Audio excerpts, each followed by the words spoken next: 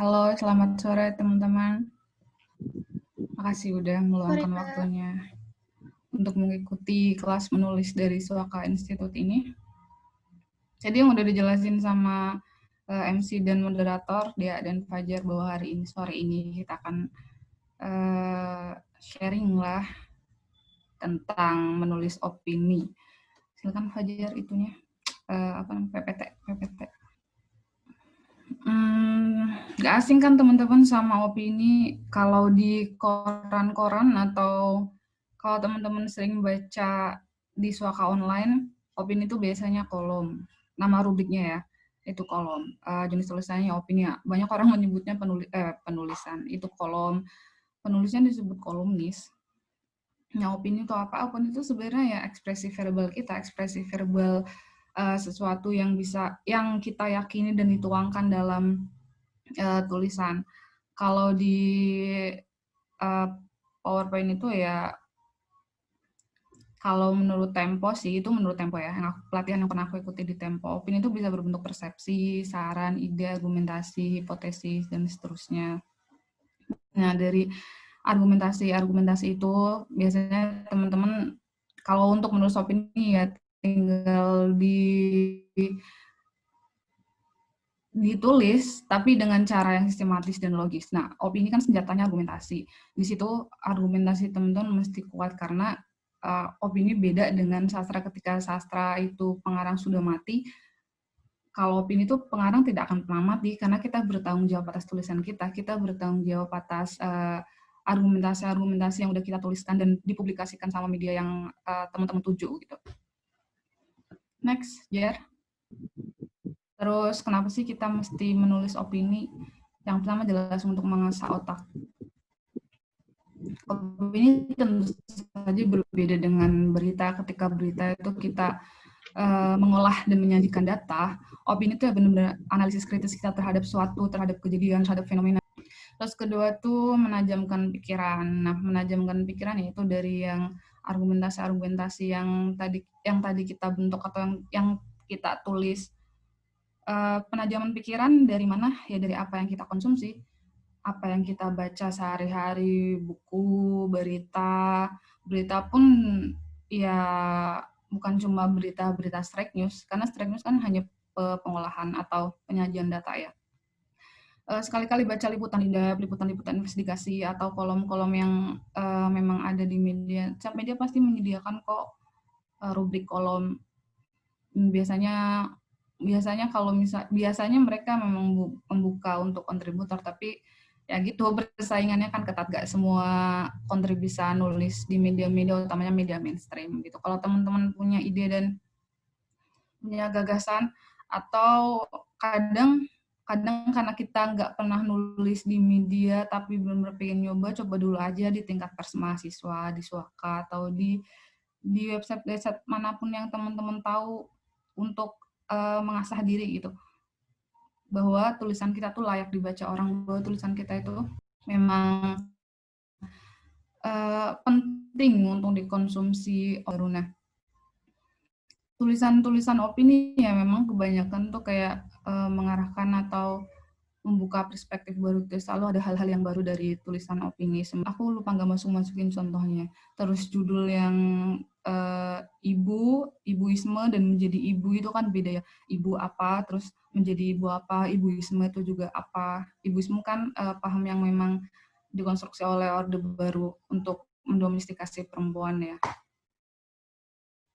Terus yang keempat tuh menentang pendapat dengan argumentasi sebagai senjata. Tadi seperti yang aku bilang di awal bahwa senjata kita ya argumentasi. Bagaimana argumentasi itu bisa secara sistematis ditulis dalam tulisan dan layak untuk dikonsumsi. Sebenarnya menulis opini sama menulis berita tuh sama-sama sulit. Tapi ketika menulis berita tuh teman-teman punya kalau teman-teman yang nantinya akan berkasa atau anak jurnalistik maksudku. Menulis berita tuh kayak ada redakturnya, ada yang bukan ada yang ngatur, tapi ada yang direct gitu loh. Bahwa narsumnya nanti ke sini, arah isunya tuh ke sini, angle-nya tuh ini. Terus teman-teman tinggal ke lapangan hubungin. Nah, pas di lapangan tuh kayak eksplorasi apa yang redaktur atau redaktur pelaksana sampaikan. Tapi opini itu benar-benar pure ide kita, gagasan kita, dan apa-apa yang bukan menempok ya, apa-apa yang ada di bagasi pengetahuan kita tertuang dalam tulisan kita itu. Makanya ya kita tidak akan pernah, penulis tidak akan pernah mati di dalam opini, malah harus bertanggung jawab. Kalau soal ide, sebelum nulis pasti teman-teman tuh kayak yang gimana ya cara yang menemukan ide, terus gagasan aja. Gagasan. Ini ada kriteria ide ala tempo. Yang pertama tuh menyangkut kepentingan publik, yang hal-hal yang menjadi perhatian publik hari ini. Itu tadi soal kepulangan Rizik Syihab, kayak terus kenapa dia boleh mengadakan pernikahan anaknya, dan kerumunan semacam itu tuh nggak ada tindak tegas dari pemerintah. Terus sementara pernikahan warga biasa tuh sampai dibentak-bentak sama polisi, sampai dibentak-bentak sama aparat, yang kayak gitu, kayak ada hal-hal yang timpang, ada dari aparat kita terhadap bahkan sesama warga negara. Apakah karena dia itu public figure, apakah karena dia itu punya pengaruh banyak, atau ada hal-hal lain yang bisa kita gali lah. Data-data semacam itu nanti kita cari di riset kayak gitu. Terus yang kedua tuh penting diketahui halayak, apa ya, nggak jauh beda dengan mempengaruhi sih. Terus ketiga tuh menjelaskan fenomena atau kontroversi ya, hal-hal yang memang sekarang jadi kontroversi atau fenomena. Tuh kemarin tuh yang belum lama ini tuh soal video yang mirip Giselle kan ramai banget, dan banyak netizen yang menghakimi bahwa kok bisa-bisanya sih dia mau direkam atau hal-hal semacam itu, yang justru jatuhnya bahwa itu victim blaming. Padahal dalam video yang mirip Giselle itu, Giselle adalah korban, ya dia korban dari revenge seksual tanpa izin, atau ya itu masuk kekerasan cyber sih gitu. Dan ketika teman-teman mendapati video yang semacam itu atau baca hal-hal semacam itu, ya stop di kamu, karena dengan teman-teman ikut menyebarluaskan atau share video semacam itu, ya teman-teman melakukan kekerasan seksual berbasis cyber. Terus yang selanjutnya mendorong ide atau pendekatan baru, atau yang gagasannya kayak yang misalnya tentang wacana yang ingin teman-teman tulis soal perempuan atau feminisme. Kayak perebutan ruang, ya itu udah biasa gitu, sesuatu yang dari dulu, dari zaman Virginia Woolf juga sudah membicarakan tentang perebutan ruang. Hanya saja hari ini perebutan ruangnya itu masalah apa? Misal aku pikir ya mungkin ada di bagian-bagian atau daerah-daerah tertentu yang masih sulit untuk bahwa perempuan susah untuk bicara di publik, kayak di Arab misalnya, bahkan untuk menyetir atau keluar rumah aja harus ada wali. Tapi kan di Indonesia nggak seperti itu. Di Indonesia tuh ada yang lebih genting gitu. Maksudnya ketika ingin menulis perebutan ruang dengan metode yang masih sama, nggak metode sih, dengan gagasan yang masih sama, ya berarti nggak ada gagasan baru di situ. Tulisan opini teman-teman hanya berputar-putar di sana, hanya mengulang siklus yang sama yang pernah ditulis sama Virginia Woolf nggak berabad sih, di abad ke-19.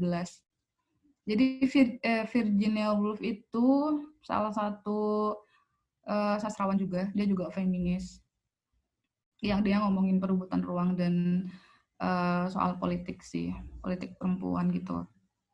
Terus selanjutnya tuh ada dukungan atau kritik terhadap suatu peristiwa. Nah, di sini tuh letak keberpihakan teman-teman. Dalam opini juga, teman-teman tetap punya keberpihakan. Letaknya tuh di sini antara dukungan atau mengkritik. Kalau hal-hal yang memang tidak sesuai dengan nilai dan prinsip teman-teman, ya itu kan jatuhnya kritik. Terus kalau misalnya sesuai dengan teman-teman, ya itu masuknya dukungan. Dan gimana, apa yang teman-teman baca, apa yang teman-teman yakini itu bisa mempengaruhi tulisan teman-teman sih. Karena apa yang kita tulis ya nggak jauh beda dari apa yang kita baca kok, nggak jauh beda dari latar belakang kita, nggak jauh-jauh dari hal-hal semacam itu. Terus yang terakhir tuh ada memaparkan sisi kemanusiaan dari sebuah peristiwa, tetap sifatnya humanis sih. Soalnya ini opini. Kalau misalnya apa namanya, kayak soft selling, hard selling itu kan beda lagi ya. Itu tulisan-tulisan untuk content writer kayak gitu. Tidak untuk mendidik publik. Nah, selanjutnya tuh tadi kita udah ngomongin ide. Terus sekarang, sorry ya aku di sini agak gelap, emang lampunya kurang terang, terus di Jogja juga lagi mendung. Jadi walaupun udah dibuka tetap agak gelap. Terus untuk angle, dalam opini angle tuh sudut pandang. Jadi ketika teman-teman misal sebelum ke opini baca berita nih, misal straight news, terus ini kok ngomongin apa yang lagi ramai, misalnya Mahfud MD deh, kayak satu berita itu cuma menuliskan tentang kebaikan atau hal-hal positif Mahfud MD ya, berarti memang angle-nya soal branding Mahfud MD gitu. Itu misalnya. Terus angle dalam opini juga tentu saja punya angle, sudut pandang dari teman-teman. Untuk menemukan angle itu diperlukan cara pikir yang divergen. Kayak divergen tuh nggak cuma satu perspektif gitu loh. Jadi ada banyak apa ya, alternatif, pikiran alternatif yang ada di teman-teman, atau istilahnya tuh kayak sudah sistematis sejak dalam pikiran atau sudah logis sejak dalam pikiran itulah. Nah, jangan lupa juga untuk tetap riset dalam menulis opini juga. Aku pikir dalam menulis apapun lah, nggak cuma opini. Bahkan ketika teman-teman ingin menulis puisi yang nggak melulu berkaitan dengan perasaan ya, tapi ada observasi pengalaman atau observasi hal-hal yang ini tuh nggak cuma menunjukkan, mengglorifikasi perasaan teman-teman sendiri yang sedang patah hati atau yang sedang sedih-sedihnya. Jadi ya tetap, aku rasa tulisan apapun tetap butuh riset gitu. Dari riset awal tuh yang masih dasar sih 5W1H, what, when, where, why, dan how. Itu ya apa, mengapa, bagaimana, dan itulah hal-hal yang paling dasar. Ini nih. Nah ini tuh contoh gambar yang tadi aku bilang divergen. Jadi inget film ya, divergen itu. Jadi yang gambar pertama itu yang sepotong setengah muka laki-laki, ya dalam satu pandangan kita bisa melihat bahwa itu kayak dari samping gitu loh, kayak gambar dilihat dari samping, foto ambil dari samping, tapi dalam ketika beberapa detik kemudian pandangan berubah dan itu kayak yang ambil fotonya dari depan tapi cuma setengah gitu. Pun dengan gambar yang selanjutnya, bagaimana teman-teman menginterpretasikan gambar itu, anggaplah bahwa gambar itu adalah sebuah peristiwa. Yang sebelah, yang laki-laki adalah satu peristiwa yang ya mungkin masih sederhana, tapi teman-teman tuh perspektif peristiwa yang cukup rumit. Ini contohnya sih, ini contoh waktu aku bikin ini waktu bulan lalu sih, jadi contohnya waktu lagi ramai drama Korean The World of the Married Couple, tahu kan? Yang pertama itu yang di sebelah kanan, iya sebelah kanan ya. Yang pertama adalah kisah perempuan berdikari dalam drama The World of the Married Couple. Ini tulisanku yang kisah perempuan, yang sebelahnya itu The World of the Married. Koneksi kok nggak stabil. Ironi perempuan yang dipaksa kalah. Nah, aku tuh menulis perempuan berdikari karena aku membaca tulisan dari Cut Novita Srikandi ini soal perempuan yang dipaksa kalah dalam drama Korean The World of the Married. Dia memandang bahwa dalam drama Korea itu perempuan dinarasikan atau dibentuk untuk sengaja kalah dengan narasi-narasi yang ada oleh sutradara. Tapi justru aku melihat bahwa itu bukan sebuah kekalahan, itu sebuah keputusan yang otonom ketika Sunwo ya, aku lupa tahu ketika Sunwo itu bercerai, terus selingkuhannya, suaminya juga akhirnya memutuskan untuk bercerai, terus perempuan yang ketiga itu yang rambutnya pendek juga memutuskan untuk bercerai padahal dia masih sangat mencintai suaminya itu. Ya, itu bukan, itu menurutku keputusan yang berani, keputusan yang otonom, dan itu bukan sebuah kekalahan. Begitu argumentasinya ya aku lihat kalau dari film itu ya, dari percakapan mereka, terus dari apa ya, ya mungkin hal-hal yang sifatnya sinematografi, kayak nggak mesti dilafalkan sih, misal disuruh ngasih uang ke suaminya, terus misal pada akhirnya siapa ya, aku lupa nama toko, yang perempuan pendek itu buka toko sendiri, terus yang di tengah selingkuhannya itu ya dia mengeksplorasi diri gitu, belajar lebih banyak tentang seni. Itu sebuah hal yang aku pikir suatu yang positif, dan suatu yang bahwa nggak semua hal bisa bergantung dengan, maksudnya kayak Cina tuh bukan segalanya gitu loh. Kita bisa tetap produktif dengan diri kita, dengan apa yang kita punya hari ini gitu. Seru ya filmnya, drama Koreanya maksudnya. Itu bisa banyak banget perspektifnya, ngomongin soal cinta juga. Cinta kan kalau teman-teman emang suka kajiannya Eric Fromm, dia konsen ngomongin soal cinta. Nah itu relate banget ketika teman-teman memasukkan fenomena drama Korea itu yang The World of the Married, terus pakai wacananya Eric Fromm bahwa cinta itu membebaskan, ya hal semacam itu. Terus ketika teman-teman tadi udah menemukan ide apa yang akan ditulis, ada di pikiran, dan ingin menulis, meskipun untuk penulis awal atau untuk orang-orang yang baru memulai menulis, outline itu sangat diperlukan banget sih. Bahkan ketika orang-orang biasa menulis juga tetap butuh outline kok. Karena kadang-kadang kita suka ketika udah asik nulis tuh ngelantur kemana-mana, terus ingin memasukkan semua hal apa yang ada di pikiran kita tuh ingin ditumpahkan semua dalam tulisan kita. Padahal kan bukan nggak bagus sih, tapi itu justru bikin tergelincir, bikin apa yang kita sampaikan jadi bias karena terlalu banyak angle. Pentingnya otak juga biar pikiran nggak mampet sih. Kalau teman-teman udah sering nulis, biasanya ketika di tengah jalan tulisan panjang ya, cerpen, opini, atau ya apapun yang sifatnya tulisannya panjang, itu ketika di tengah jalan suka mampet karena nggak tahu lagi mesti nulis apa atau kehabisan ide. Jangan lupa menuliskan poin-poin penting, dan teman-teman tuh kayak membuat peta pikiran gitu loh. Peta pikiran tuh misalnya apa ya, jangan risik mulu bosen, kopi deh. Misalnya tentang kopi ya. Kenapa sih kedai kopi hari ini tuh menjamur banget? Apa pengaruhnya? Terus bagaimana sejarah kopi di Indonesia? Kenapa di kota-kota tertentu kayak misal Jakarta, Bandung, Jogja tuh kedai kopi benar-benar menjamur dari yang Instagramable banget, dari yang konsepnya Instagramable banget sampai yang konsepnya ya kekinian atau milenial, atau cuma ya kayak food truck gitu tapi kemasannya kemasan milenial banget itu, dan melupakan cita kopi itu sendiri. Atau mungkin dari ada apa ya, imperialisme berat banget ya, imperialisme Amerika yang lewat Starbucks yang harganya mahal-mahal itu kan. Dulu siapa sih yang sering ngopi sebelum ada film filosofi kopi?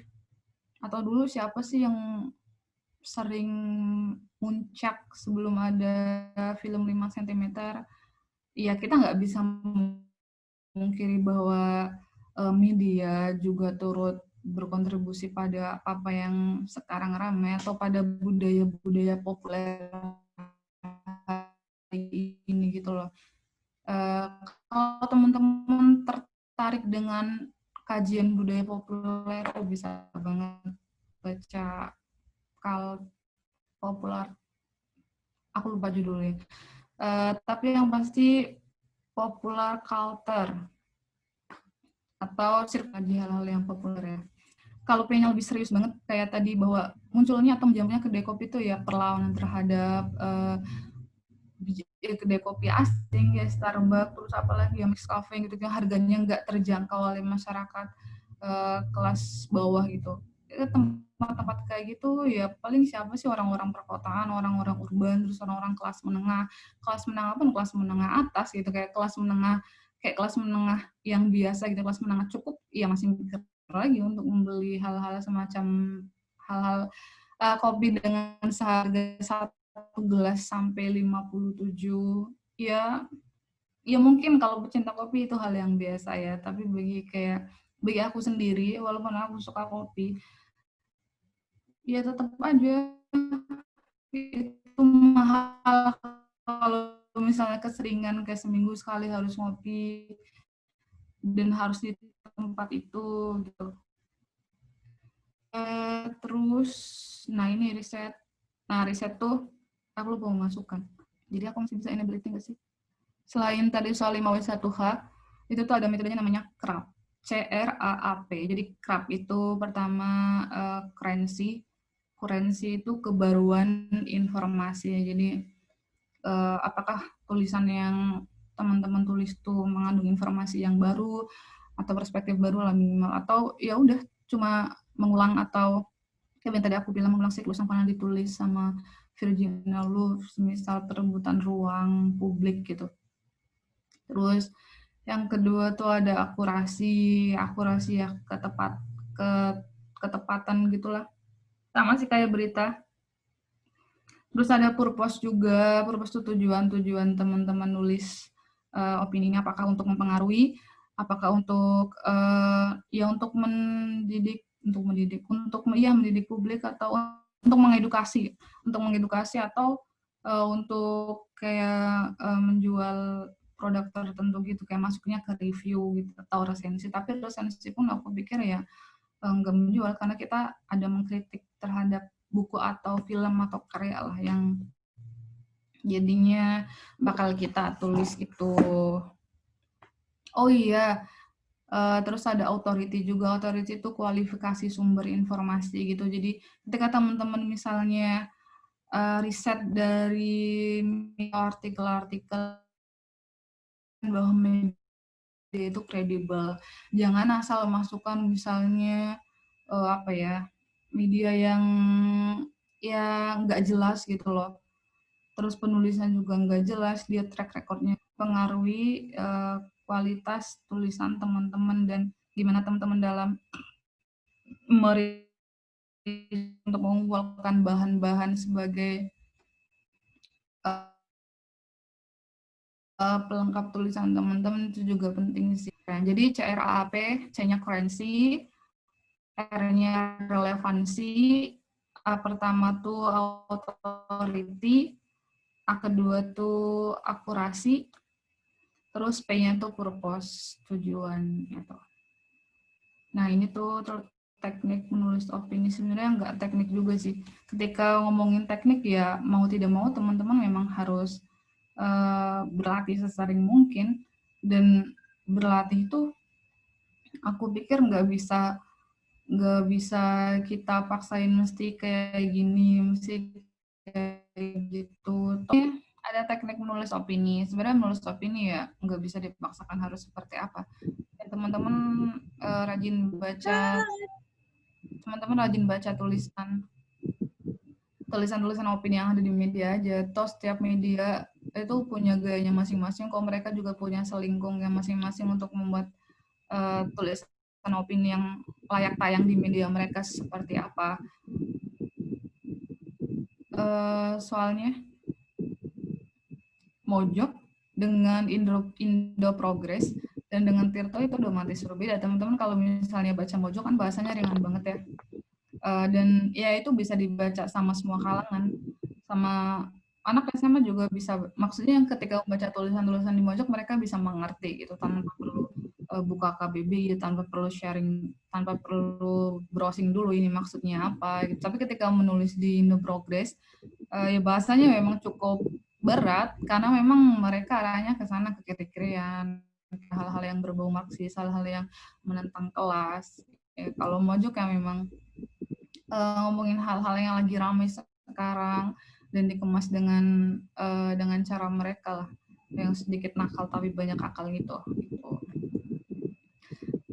Ini apa ya? Ini sharing aja sih. Ini juga menurut Tempo ya waktu aku ikut kelas online-nya. Yang pertama tuh ada lead. Jadi lead itu teras berita teman-teman. Ketika teman-teman baca berita, kan biasanya tuh di atas suka ada bukan keterangan di satu kalimat atau satu paragraf yang menggambarkan berita tersebut, yaitu namanya lead. Jadi teras berita itu penting karena menentukan pembaca bakal menyelesaikan tulisan itu atau tidak. Ketika lead tidak menarik ya tentu aja pembaca bakal skip tulisan itu kan, apapun tulisannya. Terus next, kok aku nggak bisa? Next dong, Jar, ini dari aku apa dari kamu sih? Kamu ya. Nah, terus ini ada paragraf. Ya, paragraf yang bagus ya, paragraf yang lengkap. Paragraf yang lengkap itu terdiri dari kalimat utama dan kalimat penjelas. Nggak bisa dalam satu paragraf tuh isinya cuma kalimat penjelas, semua nggak bisa. Nggak mungkin juga dalam satu paragraf tuh isinya kalimat utama. Teman-teman udah tahu kan kalimat utama dan kalimat penjelas ini sejak dari SMP sih aku masih ingat pelajaran di bahasa Indonesia soal kalimat utama dan kalimat penjelas. Biasanya kalimat utama itu dalam satu paragraf gagasan pokok atau ide pokok lah dalam satu paragraf itu. Terus yang kedua tuh gagasan harus saling mendukung. Ini kesatuannya. Jadi ketika teman-teman menulis opini, ya memang gagasannya harus saling mendukung. Misalnya teman-teman nulis suatu yang soal tadi deh, domestifikasi perempuan ya. Itu contoh yang paling mudah, tapi teman-teman menulis di akhir paragraf atau menjelang akhir paragraf tuh menyetujui bahwa iya bukan nggak masalah, tapi kalimatnya seperti ini. Memang seharusnya perempuan di rumah misalnya kayak gitu ya, misalnya ya, memang seharusnya perempuan di rumah itu lebih baik dan terhindar dari hal-hal kayak gitulah, pikiran-pikiran yang argumen-argumen yang justru menentang argumentasi tulisan itu sendiri. Orang sebelumnya sepakat bahwa perebutan ruang publik tuh nggak cuma milik laki-laki lagi. Perempuan hari ini tuh udah bisa kok bergerak di ruang publik kayak gitu. Misalnya kalimat utamanya kayak gitu. Terus kalimat akhirnya tuh tapi nggak apa-apa sih perempuan di rumah aja, atau bukan nggak apa-apa sih tapi lebih baik perempuan di rumah aja. Itu kan kayak meruntuhkan argumen teman-teman sendiri. Kenapa ketika di awal itu sepakat bahwa nggak masalah di ruang publik, tapi di akhir itu kayak menganjurkan untuk nggak perlu ada di ruang publik kayak gitu. Padahal kan itu bukan sesuatu yang, maksudku kayak gini loh. Ya buat apa teman-teman ketika menulis sesuatu tapi toh dibantah sendiri sama teman-teman, itu kan itu bakal meruntuhkan argumentasi teman-teman sendiri yang udah dibangun dari awal, tapi ternyata diruntuhin sendiri. Kedua, ya pasti udah nggak bakal naik sih di media, karena itu tadi bertolak belakang, nggak utuh dan nggak saling mendukung gitu loh. Karena paragraf yang baik adalah paragraf yang itu mengandung unsur kesatuan.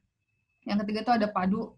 Ya padu itu logis dan sistematis. Nah, untuk bisa disebut padu tuh ya dengan cara penggunaan konjungsi. Konjungsi itu kata hubung.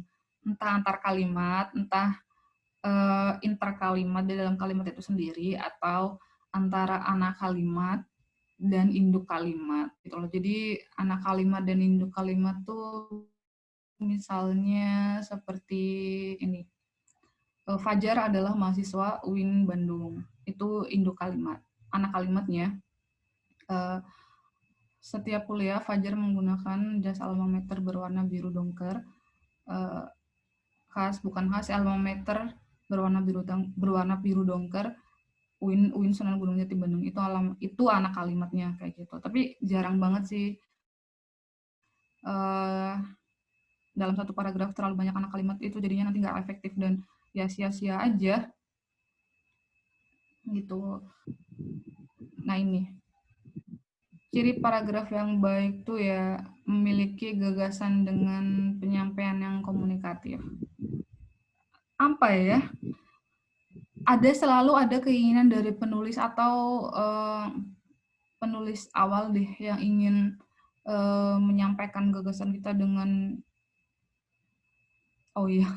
oke, sorry dengan cara nggak dengan cara sih, tapi dengan bahwa kita tuh pintar gitu, bahwa kita tuh banyak kosakatanya, bahwa kita tuh banyak bacaannya, terus memasukkan diksi-diksi yang rumit, diksi-diksi yang justru nggak dipahami banyak orang, ya percuma, karena tulisan kita buat siapa sih? Nggak buat kita kan, tulisan opini itu nggak buat diri sendiri, opini itu untuk dibaca sama banyak orang. Teman-teman, tujuan menulis opini itu untuk apa sih? Ya salah satunya itu untuk mempengaruhi, untuk mengedukasi, untuk memberi gagasan baru, perspektif baru. Kalau misalnya cuma kita yang paham, dan kalangan kita misalnya seperti orang-orang itu aja, kayak misal teman-teman tuh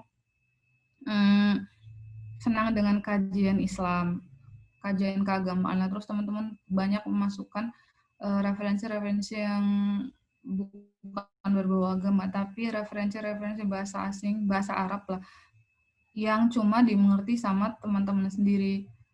Teman-teman yang paham hal-hal semacam itu, tapi nggak semua orang punya latar belakang yang sama, kayak misalnya emang dari pesantren, atau misalnya emang suka dengan kajian-kajian keagamaan, suka baca-baca buku yang berbau agama, berbau religi. Hal semacam itulah yang mestinya bisa dihindari. Jadi tetap penyampaian itu mesti komunikatif sih. Kalau misal pun ada hal atau istilah yang nggak dimengerti banyak orang, tinggal dikasih keterangan aja. Jadi jelas maksudnya, arahnya kemana, dan itu bisa dibilang komunikatif kok. Terus yang kedua tuh sudut pandang jelas dan fokus bisa dicerna pembaca. Nah, ini sudut pandang tuh tadi soal angle. Nggak banyak sih. Aku sendiri sering kayak pengen memasukkan semua apa yang ada di kepalaku gitu, tapi karena terlalu bernafsu gitu kali ya, atau terlalu emosi, jadi pengen memasukkan semua hal yang ya kemarahanku atau keresahanku dalam opiniku, dalam tulisanku, berarti itu kan justru akan membiaskan tulisan itu, dan ya nggak bisa dicerna pembaca, jatuhnya kita kayak ngomel-ngomel doang gitu. Terus yang ketiga itu ada kalimat dalam paragraf, ya satu kalimat tuh 3-7 kalimat, dan satu paragraf tuh 3-7 kalimat, satu kalimat tuh 50-80 kata. Jangan lebih dari itu, soalnya pembaca juga ya mereka kan bernafas, jangan bunuh pembaca lah teman-teman. Maksudnya kayak satu paragraf tuh cuma satu titik doang, satu kalimat doang, itu kan melelahkan ya, itu bikin nafas kita tersengal-sengal dan ya cepat lelah. Makanya jadi aku pikir karena kita memang hari ini tuh revolusi digital, ya pokoknya digitalisasi itu sangat masuk banget ya, jadi memang kayak media cetak tuh memasuki senjata kala, ya mau nggak mau memang kita nulisnya kan di online, website di media online. Kalau misalnya dalam satu paragraf awal misalnya udah melelahkan dan cuma satu kalimat, ya ke bawah-bawahnya aku yakin sih itu bakal ditinggalin dan gak bakal dibaca sampai akhir, karena baca 1-2 paragraf aja udah lelah gitu. Jadi sebisa mungkin untuk buat kalimat itu menjadi efektif itu, atau jangan kayak media sebelah, jangan kayak Tribun misalnya satu paragraf cuma satu kalimat tapi satu baris doang gitu, dan jadi panjang banget, itu juga nggak bagus sih. Terus yang keempat tuh struktur penulisan jelas, nggak bolak-balik. Struktur penulisan kayak yang tadi soal argumentasi itu, masa di awal tuh udah awalnya tuh misalnya teman-teman mendukung RUU PKS misalnya ya. RUU PKS itu rancangan undang-undang yang ngomongin soal kekerasan seksual. Awalnya mendukung itu, terus ternyata di akhir-akhir itu menolak karena menganggap bahwa itu pro LGBT misalnya, karena cuma baca dari satu sumber yang memang nggak sepakat sama adanya RUU PKS itu kan jadi bertabrakan dan bertolak belakang, jadi nggak jelas, jadi balik lagi bahwa tulisan teman tuh bias, dan maksudnya apa sih, ngapain nulis opini kalau toh antara dukungan dan kritikan tuh nggak jelas, atau keberpihakan teman-teman sendiri itu malah kayak abu-abu gitu. Itu next, Jar. Oh iya, terus ngomongin judul ya. Judul juga aku sendiri ketika bikin judul tuh terakhir sih ya, terserah teman-teman, itu cuma gaya penulisan aja. Ada yang ketika menulis judul tuh di awal biar terarah tulisannya, tapi aku lebih sering atau aku lebih nyaman dengan membuat judul tuh di akhir ketika tulisanku selesai, karena aku seringnya bikin judul tuh kayak judul rangkuman atau judul yang apa ya, bisa mewakili isi tulisanku lah, yang satir atau sesuatu yang nakal. Nggak nakal juga sih, tapi seringnya aku bikin sesuatu yang satir. Nah, judul tuh judul tips-tips menulis judul tuh ya persepsi yang tepat mengenai tulisan. Teman-teman punya gambaran bahwa tulisan ini tuh opini teman-teman arahnya mau kemana kayak gitu. Terus perbendaharaan yang luas dan dalam, ini balik lagi konsumsi bacaan kan, kayak seberapa banyak kosakata yang teman-teman miliki dalam bagasi pengetahuan teman-teman, seberapa banyak ide-ide atau hal-hal atau apapun lah yang mempengaruhi tulisan teman-teman. Yang aku pikir itu enggak, ya mau nggak mau memang harus banyak baca ketika mau nulis opini. Baca buku, baca berita, baca opini, pokoknya memang modal dasarnya emang harus mau banyak membaca sih.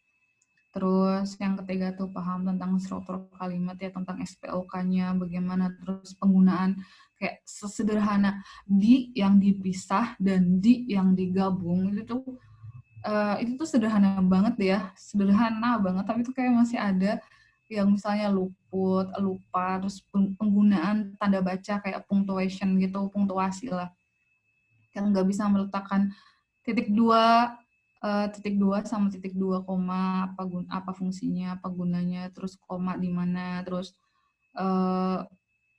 titik, apakah kalimat ini sudah berakhir atau sebetulnya memang harus masih berlanjut. Itu juga itu dasar banget sih, teknik banget lah. Ketika teman-teman sudah selesai tentang punktuasi, ketika teman-teman sudah selesai tentang struktur kalimat, ya ketika menulis bakal enak gitu. Teman-teman hanya mengumpulkan argumentasi, mengumpulkan bahan, terus argumentasi teman-teman dituangkan dalam tulisan gitu. Nah, untuk tips memilih judulnya itu, selain tadi ya merangkum dari isi tulisan teman-teman, persepsi tentang tulisan itu bisa lewat peribahasa, terus ya gaya-gaya yang satir, terus kalimat aktif, yang nakal tapi nggak ngawur ya, terus atau karya sastra yang legend kayak waktu KPK roboh nih kan, ilustratornya tuh bikin judul di majalah apa di koran gitu aku lupa, tuh robohnya KPK kami. Itu kan dari cerpennya Anafis yang judulnya, kalau anak sastra Arab atau sastra Inggris biasanya tahu nih robohnya Surau Kami. Atau dulu banget waktu ada gejolak tentang pelecehan seksual di kampus UIN Bandung kan ada aksi. Nah, aksinya ya tema aksinya itu robohnya fakultas kami gitu, karena itu banyak korban kekerasan, hak-haknya tidak terpenuhi, itulah gitu. Atau kalau misalnya peribahasa ya teman-teman paham lah tentang peribahasa, nggak perlu aku jelaskan lebih lanjut gitu. Next dong, Jar, masih nggak sih ini? Udah habis teh. Oh iya, oke. Itu guys, sharing aja sih ini. Aku kembalikan lagi ke Fajar.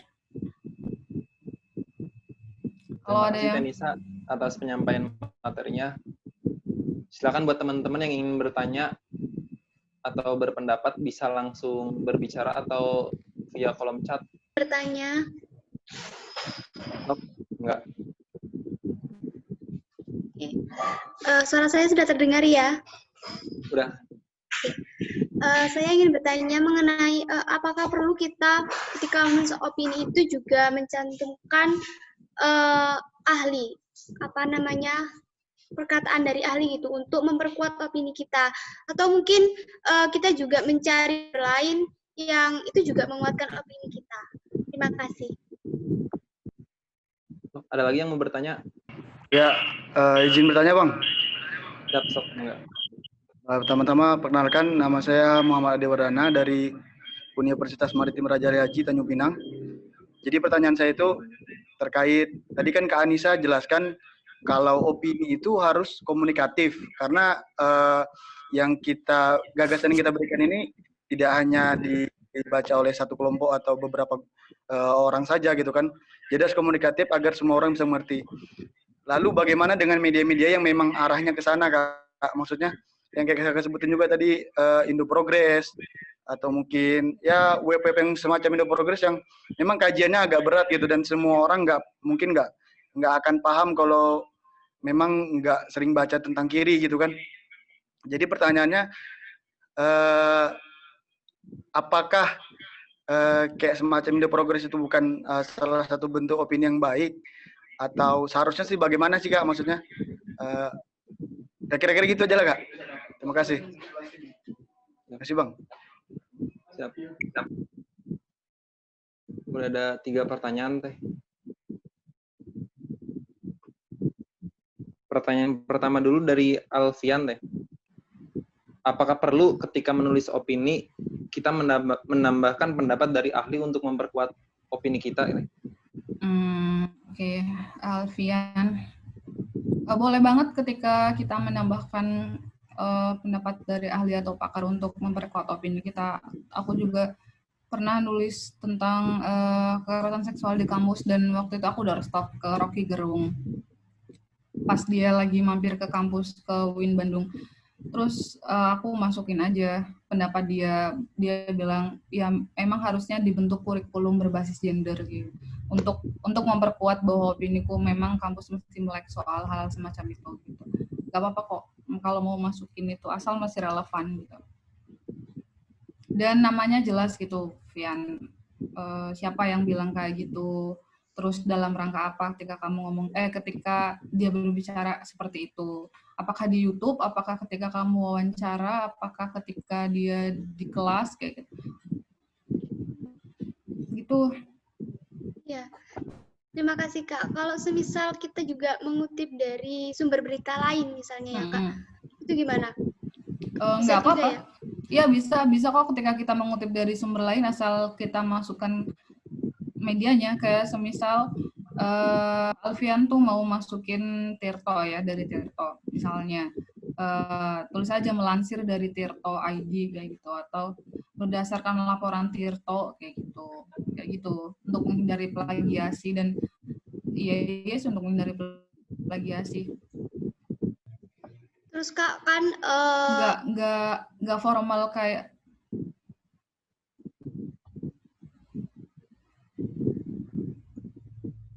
gimana Alfian ya, suaramu putus. Itu Kak, kalau kan kita juga perlu memilih ya portal berita yang akan kita jadikan sumber gitu. Nah, mungkin Kakak punya apa tips gitu untuk memilih portal berita yang kredibel gitu Kak? Kalau aku sih lebih kayak jelas struktur redaksinya, penanggung jawabnya, terus kadang-kadang aku suka baca juga tentang mereka, tujuan mereka bikin media apa, kan suka ada tuh tadi tentang kami, terus penanggung jawab ini siapa, terus kantornya di mana. Aku pikir setiap media juga punya keberpihakan sih, dan ya yang menurutku mereka masih berpihak pada hal-hal yang masih kita percaya dan yakini sih. Kalau aku bukan media-media yang apa ya, yang cuma menulis hal-hal yang berbau propaganda atau hal-hal yang ya itu sih bukan menyesatkan. Kalau aku sebut menyesatkan jahat banget ya. Gitu Alfian. Oke, terima kasih Kak. Oke. Pertanyaan kedua ada dari Salsabila teh. Izin bertanya, ya, kalau kita baru pertama kali bikin opini, terus diupload di website atau blog itu, bagaimana caranya Kak, biar bisa ke-up? Jadi lebih ke tips and trick. Bergantung kalau siapa Salsabila tuh punya blog sendiri, ya upload aja di blog. Tapi kan ketika kita pakai blog sendiri tuh bukan meragukan ya. Tapi tuh siapa sih yang hari ini masih main blog? Bahkan di teman-teman Salsabila sendiri deh, tanyain siapa yang punya blog, siapa yang masih aktif coba. Kalau misalnya pengen dibaca banyak orang atau dilihat banyak orang lah, nggak apa-apa tulis aja di sosial media, di Twitter, bikin tweet, di mana Facebook kan ruangnya, space-nya banyak ya. Jadi kan itu bisa dibaca banyak orang. Seenggaknya walaupun nggak nge-like atau komen, tapi mereka baca gitu tulisan Norma. Atau kalau misalnya mau diupdate diupdate lagi, dikirim ke website. Biasanya website atau media-media tertentu kayak ada kok, bukan tips ya, tapi cara. Di situ biasanya tertulis cara-cara untuk mengirimkan tulisan, kayak ya setiap media ada itunya kok, disclaimer lagi. Ada petunjuknya kalau misalnya mau nulis opini itu gimana. Kalau gimana di Swaka juga ada ya. Swaka sendiri juga ada kok. Harus berapa karakter, terus kirimnya kemana, kayak itu biasanya jelas tertera di websitenya. Tuh. Itu Salsabila. Kalau misalnya di blog pribadi ya mau nggak, bentar. Kalau misalnya di blog pribadi ya mau nggak mau kita share aja di semua sosmed kita gitu, kayak di WA, terus di Facebook, di Twitter. Misalnya kita nulis dan nggak di-share, cuma mengendap, ya kalau nggak pengen ke-up ya udah nggak usah ditulis, gitu sih menurutku. Udah teh. Sekarang tuh Kompasiana juga kok buka untuk umum, kayak siapa aja bisa nulis di situ, walaupun tetap ada kurasi dari redaktur ya, tapi untuk naiknya juga gampang, mojok juga yang terminal itu self submit, teman-teman bisa buka. Terus mana lagi ya, kalau Tirto harus ngirim, Javos harus ngirim, Detik juga harus ngirim, dan melalui kurasi yang cukup ketat. Gak apa-apa asal di-share di semua sosmed kita. Gitu Salsabila. Pertanyaan yang ketiga dari Ade Wardana, mungkin bisa ditanyakan ulang Bang, tadi soalnya belum saya tulis, belum sempat ditulis. Muhammad Ade Wardana. Aku catat kok, Jer. Yang dari Wardana itu soal Indo Progress. Iya, aku catat kok pertanyaannya. Ya, aku nggak bilang bahwa Indo Progress itu opininya jelek, tapi memang aku juga baca kok di sana, dan mereka tuh memberi kayak penjelasan gitu loh, kayak walaupun tetap ini bahasa yang sulit, tapi mereka ada penjelasannya atau ada konteksnya atau berkaitan dengan sejarah apa gitu. Kayak kalau misalnya kamu baca yang soal resensinya Parasit, itu juga dijelasin kok ada sejarahnya, dan itu yang menurutku cukup enak untuk dibaca juga. Emang arah medianya tuh ke sana kan, Indo Progress ke kiri-kirian, dan Mojok kalau misalnya dibandingin Mojok ya jauh lah, karena arah Mojok tuh ya milenial banget, ringan dan tetap bernutrisi sih, tapi pengemasannya emang bahasa yang sehari-hari gitu. Itu cuma itu gimana karakter dari media kok. Gitu. Gimana? Baik Kak, cukup. Makasih Kak. Terus ada lagi nih Teh, pertanyaan dari Fajar Anissa. Oke. Apakah ada batasan dalam menulis opini? Iya.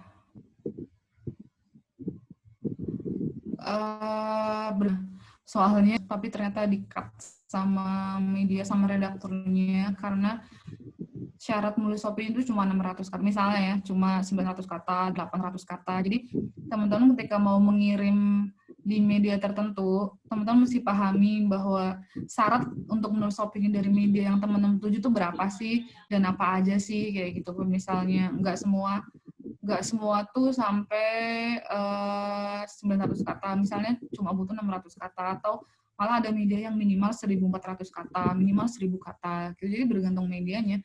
Kalau di Suaka sendiri 1.500 aja karakter kata. Punya di Suaka panjang juga kok nulis opininya. Dan ada yang tadi aku bilang ada petunjuknya di websitenya. Jadi kalau teman-teman berniat mengirim opini di website, di media ya, di media mainstream atau di media-media alternatif, di situ ada petunjuknya semua kok, kayak berapa sih kirimnya kemana, terus ditunggu berapa hari sampai itu layak naik apa enggak, kayak gitu. Yan, ada pertanyaan lagi nih Teh. Dari Limia Oktaviani. Pertanyaannya ada 2. Jadi yang pertama, apakah dalam menulis opini kita harus mengambil satu sudut saja sebagai bentuk keberpihakan kita, atau boleh menghadirkan banyak sudut pandang dan menempatkan diri kita di tengah-tengah? Kedua, bolehkah menulis judul menggunakan kalimat tanya? Yang pertama tuh soal keberpihakan ya. Iya, aku pikir memang kita tetap punya keberpihakan, dan untuk berada di tengah-tengah ya sulit. Toh kita pasti ada cenderung ke kanan atau cenderung ke kiri atau cenderung ke fenomena apa gitu loh. Tapi pasti ada kecenderungan entah presentasinya 60-40, entah presentasinya 65-35, itu pasti ada. Dan soal judul itu boleh pakai kalimat tanya kok, kayak misal oligarki hari ini. Apa guna orang baik dalam tatanan oligarki? Itu kan tanda tanya ya, yang di Tirto.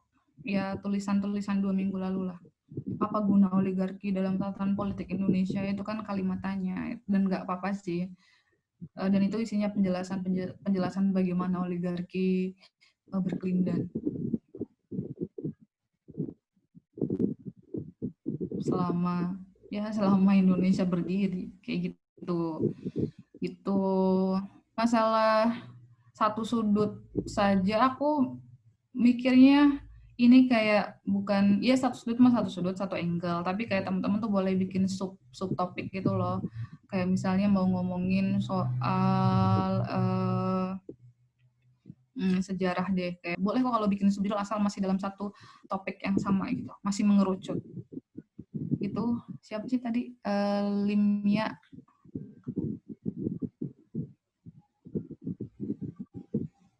Terus ada dari Berliana. Ya. Dalam menulis opini, bolehkah kita mencantumkan kata aku atau saya? Boleh. Boleh kok, asal penggunaannya konsisten. Jadi misalnya dalam paragraf awal tuh pakai aku, ya udah aku aja terus, atau pakai saya aja terus, kayak gitu. Itu boleh kok, nggak masalah sih kalau itu. Asal konsisten dalam apapun, kayak penggunaan penyebutan kamu atau Anda juga sama. Mau kamu, mau Anda. Asal konsisten. Terus ada lagi dari Rodiatun. Perbedaan opini sama esai. Jadi perbedaannya Teh?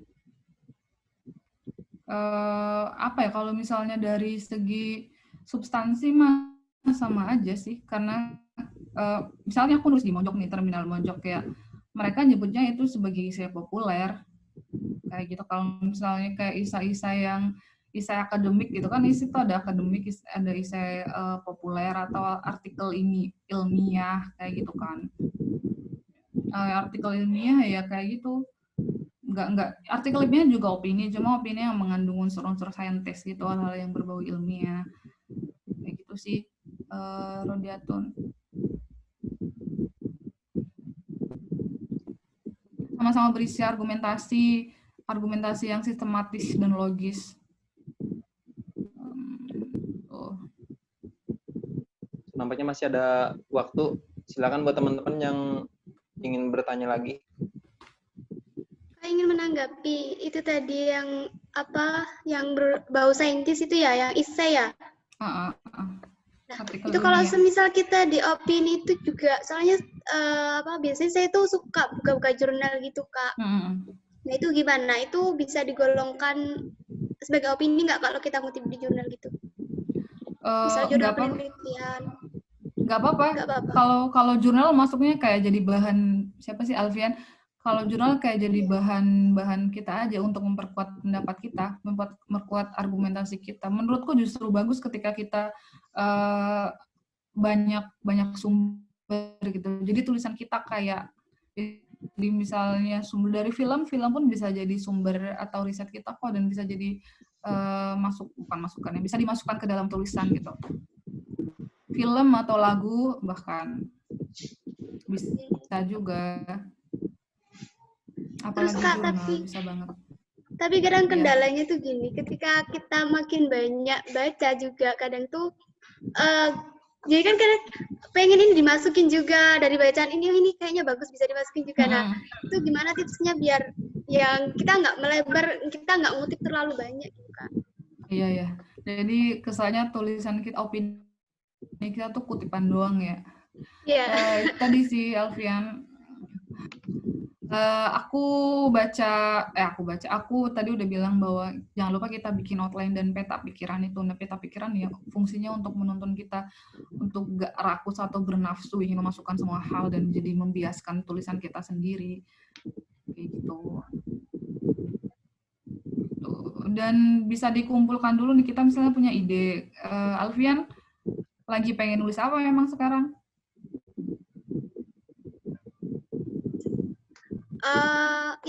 Isu kekerasan seksual sih Kak. Aku tertarik ke isu itu. Ya. Misalnya kamu pengen nulis isu kekerasan seksual, kan banyak kayak buku, jurnal, terus artikel-artikel atau berita in-depth yang ngebahas itu, dan kita tuh jadi pengen memasukkan semua tuh gitu. Ya, kamu arahnya mau kemana? Kekerasan seksual yang jenisnya apa? Apakah kekerasan seksual yang di kampus? Apakah kekerasan seksual yang di ruang publik? Apakah kekerasan seksual yang berbasis agama gitu? Karena itu tuh udah banyak banget gitu loh. Ada spektrumnya dan sangat luas. Ya biar nggak meluas. Iya Kak. Kayak jadi tuh dalam kerangka alur tuh ada kerangka khusus umum. Jadi kayak misalnya Alfian tuh pengen nulis kalau khusus umum ya, misalnya ini kekerasan seksual di kampus.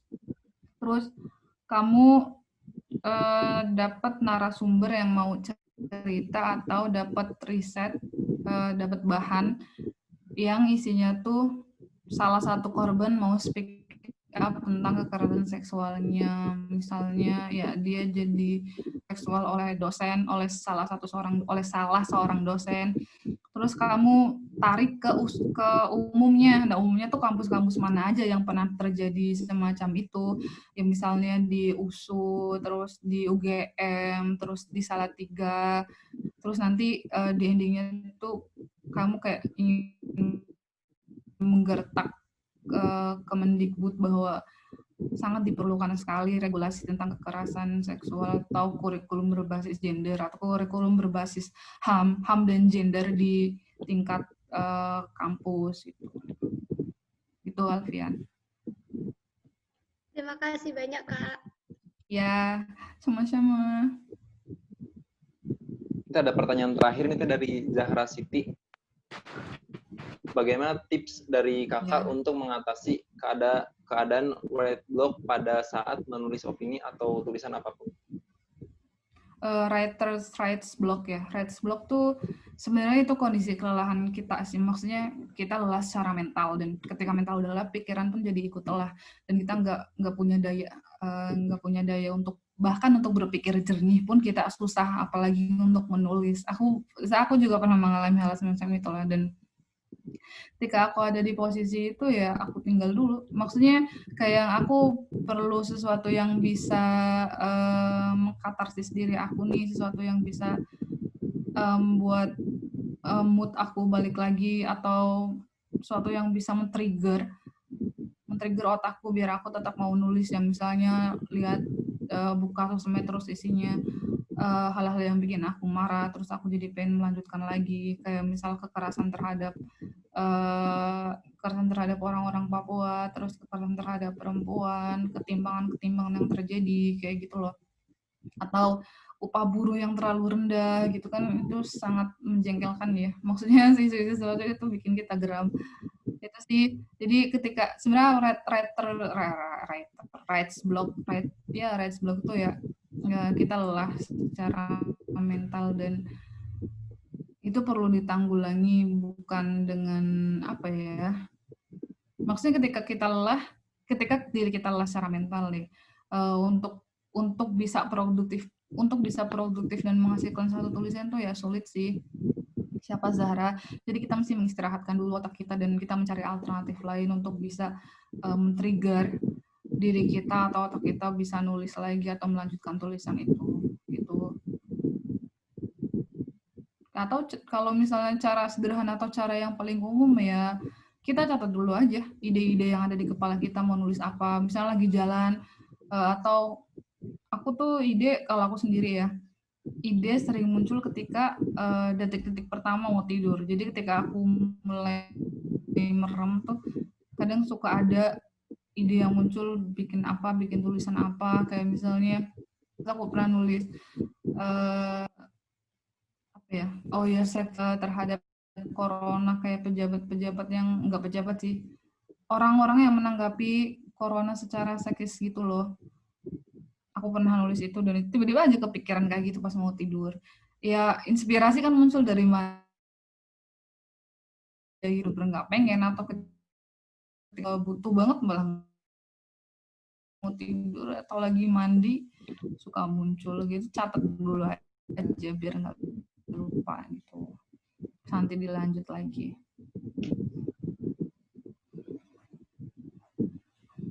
Cukup itu ya? Siapa begitu Zahra? Ya cukup. Mungkin karena waktunya sudah habis ya, mungkin ada closing statement dari Teh Anissa Teh. Bang, nanya sedikit lagi boleh Bang? Gimana Teh? Gimana Mas Ade? Ada yang ini masih belum dapat ininya Kak, perbedaan antara esai dengan opini. Soalnya tadi kan yang Kakak jelasin kan, opini itu ya terstruktur ilmiah dan sistematis juga gitu kan. Dan opini yang baik aku harus bilang itu ilmiah. Enggak. Ya maksudnya opini yang baik itu kan harus ilmiah juga gitu Kak. Logis. Nah, kan Aku logis. nggak bilang opini. Aku nggak bilang opini yang baik itu harus ilmiah sih, itu cuma jenis tulisan aja, kayak artikel kan ada artikel ilmiah. Jadi opini itu tetap harus logis dan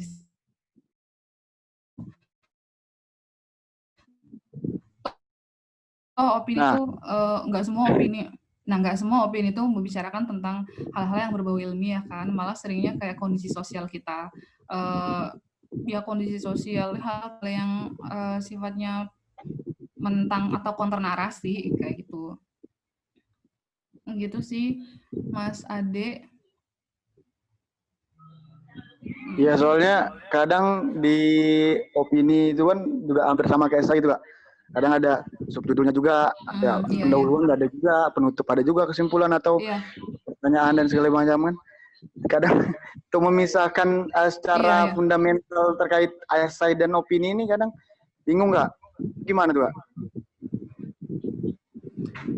Ya kalau esai itu kan jelas gitu, ada pembuka, bahkan kata tulisan pembuka pun ditulis jelas itu kadang ya. Kalau esai-esai yang kita kumpulkan ke dosen kayak gitu, kalau misalnya esai populer ya sama aja sih kayak opini, nggak perlu ada tulisan pembuka terus penutup terus kesimpulan, sama aja kayak opini biasa gitu, cuma ada subjudulnya kayak gitu sih kalau menurut aku.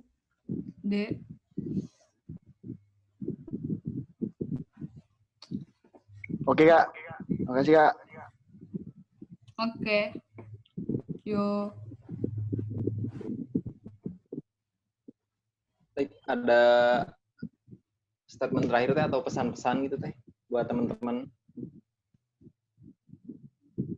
Masih ada yang nanya tuh. Ya Awaludin Sinjai itu loh.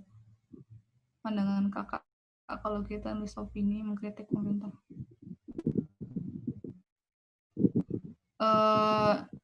Kalau kita mau nulis mah Awaludin, kalau kita mau nulis ya nulis aja. Kalau kita memang geram dengan perlakuan pemerintah hari ini, ya nggak apa-apa, kirim aja. Dan bergantung tadi apa sih ketika mau dikirim ke media dan hanya media yang bisa merilis soal itu. Kalau soal media aku nggak tahu sih bagaimana kebijakan mereka, karena mereka kan punya kebijakan sendiri, punya selingkuh sendiri, apakah tulisan itu layak naik atau enggak, meskipun mereka juga sama-sama mengkritik pemerintah gitu. Ya kalau misalnya aku nggak masalah gitu misalnya mengkritik pemerintah, dan toh mereka juga perlu untuk diingatkan, dan kesadaran politik juga perlu ditanamkan sih, dan kesadaran politik dan menanamkan kesadaran politik itu nggak cuma lewat kampanye-kampanye atau aksi-aksi kan. Kita bisa menanamkan itu lewat tulisan-tulisan kita bisa menanamkan itu lewat lewat opini kita. Nah, opininya itu entah ditaruh di media sosial, di Facebook, atau di website, di media yang teman-teman tuju gitu. Banyak kok penulis-penulis besar, kayak teman-teman kalau ngikutin Made Supriyatma, beliau sering nulis juga di Facebooknya, itu juga opini. Terus Mas Dandi Laksono itu juga sering nulis pendapat-pendapat dia di Facebooknya. Terus Mbak Linda Kristanti, dia novelis, jurnalis juga yang nulis Hikayat Kebo, dia juga sering kok nulis gagasan-gagasannya di sosial media. Karena mereka itu udah punya nama, dan ya mereka sudah besar dengan namanya, jadi ya banyak yang baca ketika dinulis di sosial media. Tapi teman-teman nggak usah takut buat gak ada yang baca atau apa sih, anggap aja itu sebagai media, atau iya media tempat teman-teman berlatih lah gitu. Nah, biasanya juga banyak media yang ketika teman-teman kirim suatu tulisan kirim ke banyak media, itu masalah etis ya. Dan kalau kata salah satu pemret media, ya itu nggak etis aja ketika satu tulisan terus dikirim ke banyak tulisan, ketika naik di media A naik juga di media B, itu jadi ribet gitu urusannya. Jadi urusan redaktur A sama redaktur B, jadi ya kayak gitulah. Jadi misalnya teman-teman kirim tulisannya, ditunggu dulu aja. Kalau misalnya nggak naik, evaluasi lagi atau tulis lagi, atau evaluasi terus tulis lagi terus kirim kemana lagi gitu. Gitu sih teman-teman. Nah, nampaknya cukup deh pertanyaannya. Nggak ada pertanyaan lagi juga. Ya. Oke. Ada pesan-pesan teh buat teman-teman yang lain, teman-teman peserta? Aku nggak akan memberikan kesimpulan karena menulis adalah keterampilan dan belajar. Kalau teman-teman ingin terjun di dunia kepenulisan, ya itu adalah pelajaran sepanjang hayat. Kayak ketika kita lama nggak nulis, ya keterampilan itu bakal hilang gitu. Karena menulis adalah keterampilan sih. Dan jangan lupa untuk tetap membaca, karena itu adalah modal atau bahan dasar kita untuk menulis apapun sih, nggak mesti opini. Generasi kita, negara kita tidak dibangun dari generasi yang dangkal, jadi banyak-banyak membaca ya teman. Foto bersama dulu. Wanda, siap Wanda? Oke, siap.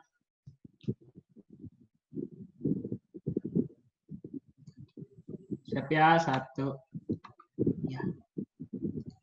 1, 2, 3. Teman-teman masih ada pertanyaan terkait opini atau mungkin ingin menggali lebih dalam terkait opini, teman-teman bisa langsung hubungin aja Tenisa nanti via DM Instagram mungkin atau nomor HP-nya kayak gitu mungkin teman-teman.